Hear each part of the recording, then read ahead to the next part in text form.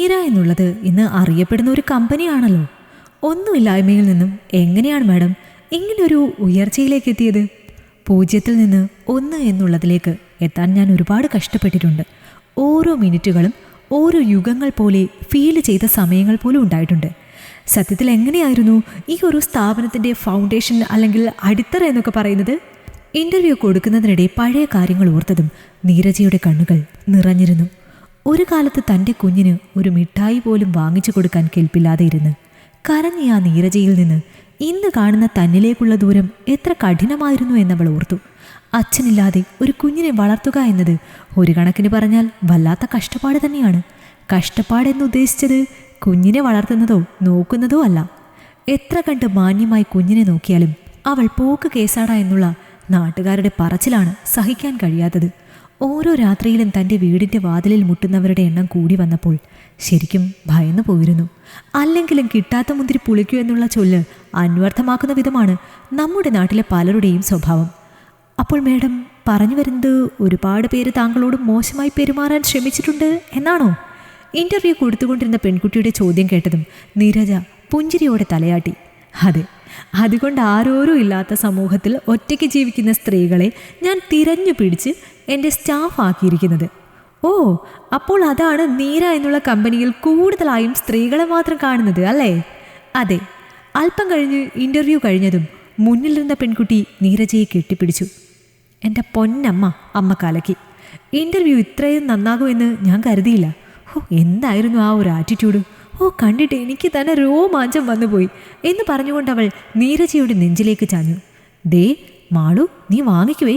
കുറേ ദിവസമായി ഇത് തന്നെയല്ലേ നീ എന്നെ പഠിപ്പിച്ചുകൊണ്ടിരിക്കുന്നത്, പിന്നെങ്ങനെ നന്നാവാതിരിക്കും എന്ന് പറഞ്ഞുകൊണ്ടവർ സോഫയിൽ നിന്ന് പതിയെ എഴുന്നേറ്റു. അമ്മ ഇത് എവിടെ പോകുക? എനിക്കിവിടെ ഒരുപാട് ജോലികളുണ്ട്. അതൊക്കെ ഈ പട്ടുസാരി ഉടുത്തുകൊണ്ട് ചെയ്യാൻ ഞാൻ സീരിയലിലെ അമ്മായിയമ്മയോ മരുമകളോ ഒന്നുമല്ല. കോഴിക്കൂട്ടിൽ നിന്ന് അവസാന മുട്ടയെടുത്ത് കുട്ടയിലേക്ക് വെക്കുമ്പോൾ നീരജയുടെ പിറകെ തന്നെ വാലുപോലെ അവരുടെ മകളും ഉണ്ടായിരുന്നു. അമ്മ, സത്യത്തിൽ എന്താണ് അമ്മയുടെ ബിസിനസ്? എനിക്ക് ഒരുപാട് ബിസിനസ്സുകളുണ്ട്. ദേ ഈ കോഴി ഫാമും അതിൽപ്പെടും. പക്ഷേ ഈ മെയിൻ എന്ന് പറയുന്നത് ഇതൊന്നുമല്ല. ഡ്രസ് ഡിസൈനിങ്, അതാണ് എൻ്റെ മെയിൻ. ആദ്യമൊക്കെ ഓൺലൈനായി ചെറിയ രീതിയിലാണത് തുടങ്ങിയത്. പക്ഷേ നീര എന്നുള്ള ബ്രാൻഡ് പെട്ടെന്നാണ് ക്ലിക്കായത്. ചുമ്മാ ക്ലിക്കായതല്ല കേട്ടോ, തുണിയുടെ ക്വാളിറ്റിയും ഡിസൈനിങ്ങിലെ മികവും തന്നെയാണ് അതിൻ്റെ കാരണം. അമ്മ പറഞ്ഞത് കാര്യം. നമ്മുടെ ഡ്രസ്സ് പെട്ടെന്നൊന്നും കേടുവരാറില്ല എന്ന് പറഞ്ഞുകൊണ്ടവൾ ധരിച്ചിരുന്ന ഡ്രസ്സിലേക്ക് നോക്കി. ചേച്ചി, പറയാം വിളി. കയ്യിലൊരു പാത്രത്തിൽ അച്ചാറുമായി തനിക്കരികിലേക്ക് വന്ന പെൺകുട്ടിയെ കണ്ടതും നീരജ പുഞ്ചിരിയോടെ അവളെ നോക്കി. ഞാൻ 2 ദിവസമായി ചേച്ചിയെ കാണാൻ വരാനിരിക്കുകയായിരുന്നു. എന്തുപറ്റി? എന്തെങ്കിലും പ്രശ്നമുണ്ടോ? പ്രശ്നങ്ങളൊന്നുമില്ല. നാളെയാ അച്ഛൻ്റെ ആണ്ട് വരുന്നത്. അന്ന് തന്നെയല്ലേ രമേശ് ചേട്ടൻ്റെയും. മടിച്ചു പറയുന്നവളെ കണ്ടതും നീരജ മകളെ നോക്കി. അവളുടെ കണ്ണുകൾ നിറഞ്ഞിരിക്കുന്നത് കണ്ടതും അവരുടെ ഓർമ്മകൾ 10 വർഷങ്ങൾ പിറകിലേക്ക് നീങ്ങി. നീരു, നീ ഇതുവരെ ഒരുങ്ങിയില്ലേ? എൻ്റെ രമേശ് ചേട്ടാ, നിങ്ങളിത് എന്തിനാ ഇങ്ങനെ ടെൻഷനാവുന്നത്? നിനക്കത് പറയാം. ഇന്നെൻ്റെ മോളുടെ 10ാം പിറന്നാളാ. ഇന്ന് അവളെ സിനിമയ്ക്കും ബീച്ചിലും ഒക്കെ കൊണ്ടുപോകാം എന്ന് ഞാനവൾക്ക് വാക്ക് കൊടുത്തതാ. അതിപ്പോൾ നീ ആയിട്ടില്ലാതാക്കുമെന്നാ എനിക്ക് തോന്നുന്നത്. തന്നെ നോക്കി ദേഷ്യത്തോടെ മുഖം കാട്ടുന്ന ആളെ കണ്ടതും അവൾ ദീർഘമായൊന്ന് നിശ്വസിച്ചു. അച്ഛനും കൊള്ളാം, മോളും കൊള്ളാം. ഉച്ചയ്ക്ക് ശേഷം ബീച്ചിൽ പോകുന്നതിനാ രാവിലെ 10 മണിക്ക് ഇവിടെ കിടന്നിങ്ങേര് തിരക്ക് പിടിക്കുന്നത്. എൻ്റെ ദൈവമേ, എന്നാണോ ആവോ ഇങ്ങേരുടെ ഈ ടെൻഷനൊന്ന് കുറയുന്നത്? മകളെ ഒരുക്കിക്കൊണ്ടിരിക്കുന്ന ആളെ നോക്കി അവൾ പുഞ്ചിരിയോടെ തന്നോട് തന്നെ ചോദിച്ചു. അച്ഛൻ നമ്മളെപ്പോഴാണ് ബീച്ചിൽ പോകുന്നത്? വൈകിട്ട് പോകുന്നതിനാണോ ഈ രാവിലെ തന്നെ ഒരുങ്ങിയിരിക്കുന്നത്? അത് പിന്നെ പോകുന്ന സമയത്ത് തിരക്ക് പിടിക്കണ്ടല്ലോ. ദേ അച്ഛാ. ഇടുപ്പിൽ കൈകുത്തിക്കൊണ്ട് ദേഷ്യത്തോടെ തന്നെ നോക്കുന്ന മകളെ കണ്ടതും അയാൾ ഇരു ചെവിയിലും കൈകൾ വെച്ചുകൊണ്ട് ദയനീയമായി അവളെ നോക്കി. രാത്രി ഏറെ വൈകിയാണ് മൂവരും വീട്ടിലെത്തിയത്. അന്നേ ദിവസം രാത്രി ഏറെ വൈകി വന്ന ഫോൺ കോൾ അതാണ് അവരുടെ സന്തോഷകരമായ ജീവിതം പാടെ തല്ലിക്കെടുത്തിയത്. അമ്പിളിയുടെ അമ്മയ്ക്ക് ശ്വാസം മുട്ടുകൂടി ഒട്ടും വയ്യാതെ ഇരിക്കുകയാണെന്ന് പറഞ്ഞായിരുന്നു ആ കോൾ. കേട്ടപാതി മകൾക്കും തനിക്കും ഓരോ ഉമ്മകളും നൽകി തൻ്റെ ഓട്ടോയെടുത്ത് വീട്ടിൽ നിന്ന് പോയ അദ്ദേഹത്തെ പിന്നെ ഞങ്ങൾ കണ്ടത് ഒരു വെള്ള തുണിയിൽ പൊതിഞ്ഞാണ്. രമേശ് ചേട്ടനോടൊപ്പം അമ്പിളിയുടെ അച്ഛനും അന്നേ ദിവസം തന്നെയാണ് പോയതെന്ന് മാസങ്ങൾക്ക് ശേഷമാണ് താൻ അറിഞ്ഞത്. അമ്മയെയും അമ്പിളിയെയും ഹോസ്പിറ്റലിൽ നിർത്തി അല്പം അകലെയുള്ള മെഡിക്കൽ ഷോപ്പിലേക്ക് മരുന്ന് വാങ്ങിക്കാൻ പോയതായിരുന്നു ഇരുവരും. ആ പോക്കിനിടയിലായിരുന്നു അപകടം നടന്നത്. ഏതോ വണ്ടി ഓട്ടോയിലേക്ക് വന്നിടിക്കുകയായിരുന്നു. ചേച്ചി, ഞാൻ പോയിട്ട് വരട്ടെ. ആ, അമ്പിളി മോള് പോയിട്ട് വാ. തന്നോട് യാത്ര പറഞ്ഞുകൊണ്ട് നടന്നു നീങ്ങുന്നവളെ കണ്ടതും നീരജ അകലെ നിൽക്കുന്ന മകളെ നോക്കി. ഏട്ടൻ പോയ ആദ്യകാലങ്ങളിൽ കൂട്ടിന് ഒരുപാട് പേരുണ്ടായിരുന്നു, ആശ്വസിപ്പിക്കാനും സഹായിക്കാനും ഒക്കെയായി. പിന്നീട് പതിയെ പതിയെ അതെല്ലാം നിന്നു.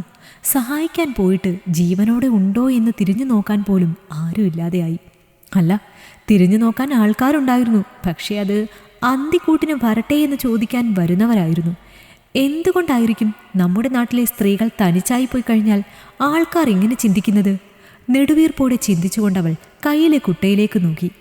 അതിൽ അടുക്കി വെച്ചിരിക്കുന്ന മുട്ടകൾ കണ്ടതും നേർത്ത പുഞ്ചിരിയോടെ അവൾ കൂട്ടിൽ കിടന്ന കോഴികളെ നോക്കി. അമ്മ, നാളെ ഞാൻ ഹോസ്റ്റലിലേക്ക് തിരികെ പോകുക. മറ്റന്നാൾ ക്ലാസ് തുടങ്ങും. ക്ലാസ് തുടങ്ങുന്നതൊക്കെ ഓക്കേ. കഴിഞ്ഞ തവണത്തെ പോലെ അവിടെ വല്ല പ്രശ്നങ്ങളും ഉണ്ടാക്കി എന്നെ അങ്ങോട്ട് വിളിപ്പിക്കരുത്, കേട്ടല്ലോ. എൻ്റെ പൊന്നമ്മ ആവശ്യമില്ലാത്ത ഒരു കാര്യത്തിലും ഞാൻ ഇടപെടില്ല എന്ന് അമ്മയ്ക്കറിയാലോ. എന്നെ പ്രേമിച്ചേ പറ്റൂ എന്ന് പറഞ്ഞുകൊണ്ട് എൻ്റെ പിറകെ നടന്നപ്പോഴൊന്നും ഞാൻ അവനെ റിജക്റ്റ് ചെയ്തതല്ലാതെ വേറെ ഒന്നും ഞാൻ ചെയ്തിട്ടില്ലല്ലോ. അവസാനം അവൻ എൻ്റെ ദേഹത്ത് കൈവച്ചപ്പോഴല്ലേ ഞാൻ അവനെ തല്ലിയത്. തല്ലിയതോ? അതാണോ നിന്റെ തല്ല്? കണ്ണു വീഴ്ചുകൊണ്ട് തന്നെ നോക്കി നിൽക്കുന്ന അമ്മയെ കണ്ടതും അവൾ മുഴുവൻ പല്ലും കാട്ടി ഒന്ന് ചിരിച്ചു കാണിച്ചു. അത് പിന്നെ അമ്മയല്ലേ പറയാറ്, എന്തും ചെയ്യുമ്പോൾ നല്ല വൃത്തിക്ക് ചെയ്യണമെന്ന്.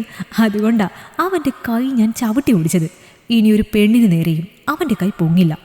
പല്ല് കടിച്ചുകൊണ്ട് പറയുന്ന മകളെ കണ്ടതും താൻ അറിയാത്ത എന്തോ കാര്യം കൂടി അന്നത്തെ സംഭവത്തിന് പിന്നിലുണ്ടെന്ന് തോന്നിയ നീരജ ഒന്നും പറയാതെ താടിയിൽ കൈ കൊടുത്തുകൊണ്ട് മകളെ നോക്കിയിരുന്നു. എല്ലാവരും പെൺമക്കളെ ഡാൻസും പാട്ടും പഠിപ്പിച്ചപ്പോൾ സ്വന്തം അനുഭവം മുന്നിലുണ്ടായിരുന്നത് കൊണ്ടാവാം ഞാൻ അവളെ കളരി പഠിക്കാൻ വിട്ടത്. ഒരുപക്ഷെ ഇന്ന് തന്നെ ഞാൻ ഇല്ലാതായാലും എൻ്റെ അനുഭവം എൻ്റെ മോൾക്കുണ്ടാവരുത്. അവളെ തൊടാൻ കൈയൊന്ന് നീട്ടിയാൽ പോലും പൊള്ളു എന്ന് ദുഷ്ടലാക്കോടെ വരുന്ന ഏതൊരാളും അറിയണം. അതെന്തായാലും നടന്നു. അവളെ സംരക്ഷിക്കാൻ അവൾ പ്രാപ്തിയാണെന്ന് ഇതിനോടകം തന്നെ ഒരുപാട് വട്ടം അവൾ തെളിയിച്ചു കഴിഞ്ഞു എന്ന് ചിന്തിച്ചുകൊണ്ടവൾ അഭിമാനത്തോടെ തൻ്റെ മകളെ നോക്കി. ഈ കഥ നിങ്ങൾക്കിഷ്ടമായെങ്കിൽ ലൈക്ക് ചെയ്യൂ. നിങ്ങളുടെ അഭിപ്രായങ്ങൾ കമന്റായി രേഖപ്പെടുത്തൂ. കൂടുതൽ കഥകൾ കേൾക്കാൻ ഈ ചാനൽ സബ്സ്ക്രൈബ് ചെയ്യൂ.